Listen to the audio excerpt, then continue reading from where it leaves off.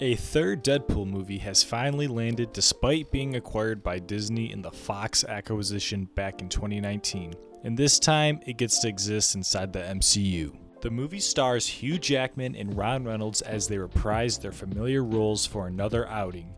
There were some doubts that this movie would be Disneyfied by the cruel hand of the mouse, but I could say right away that this is a Deadpool movie at its core. It really didn't need to tiptoe around. There was nothing really apparent that was censored for the good of the Disney brand. This movie is basically about Deadpool becoming a part of the MCU for the most part, and how he needs to fix up the timeline to save timelines? Yeah, I'm not gonna lie, the timeline and the multiverse stuff in the MCU has been very convoluted to me, and I can feel some of that in this movie with the exposition it sets out that involves the TVA.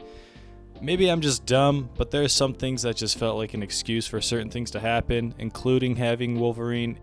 I'll also say the villain in this movie has the MCU stain of being a little underwhelming. The character Cassandra Nova has a menacing presence and was played strongly by Emma Corrin.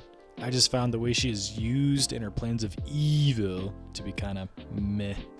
But these things do not really detract from the entertainment value of this movie. Maybe some of the stakes, but not the entertainment. I would say the Deadpool movies are not known for their deep, interwoven plots. The people show up to see some crude jokes and violence from their favorite merc with a mouth. Notice the emphasis on mouth. Mouth!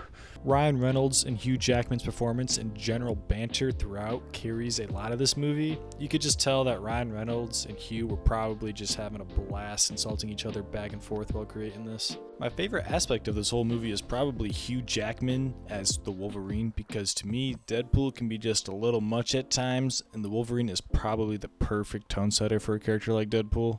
This movie finally let Hugh Jackman see color for the first time and wear the comic book accurate version of his suit, which I still do think can be a bit much at times, but it's still fantastic. Not gonna lie though, the suit seemed to have that Tom Holland Spider-Man suit quality where it was used so that the animation for certain action sequences would be easier to animate. And there was also a moment with this suit that was reminiscent of Andrew Garfield jumping through the portal in No Way Home, where I can clearly tell that Andrew Garfield is not actually there, which just feels like such unneeded use for CGI. Like, why couldn't this man be in frame? Like, what happened?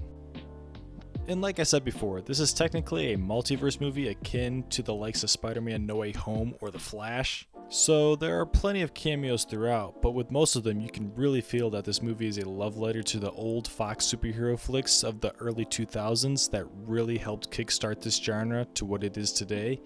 And this becomes more apparent when the credits roll and a tribute plays for the past Fox IPs. A moment in the movie that a lot of people found funny is when it pokes fun at itself because of the state of Marvel not being at its highest of game lately.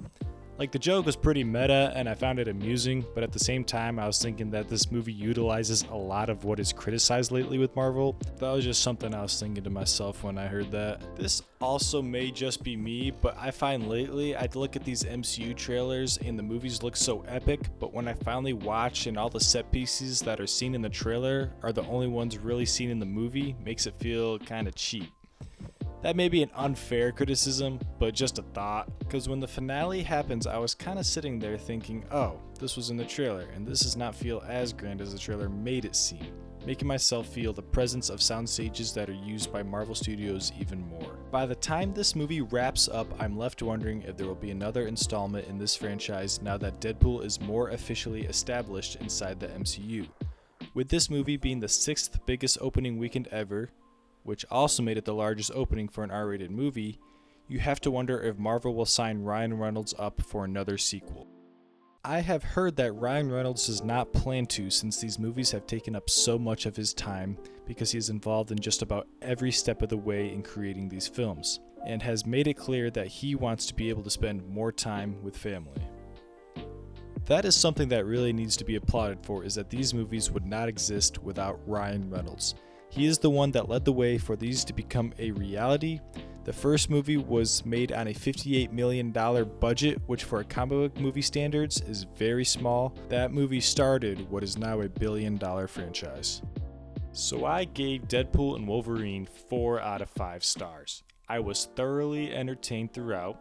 As for the MCU, this movie still does not seem to me as a huge step in the right direction due to it still doing things that I just find generally annoying.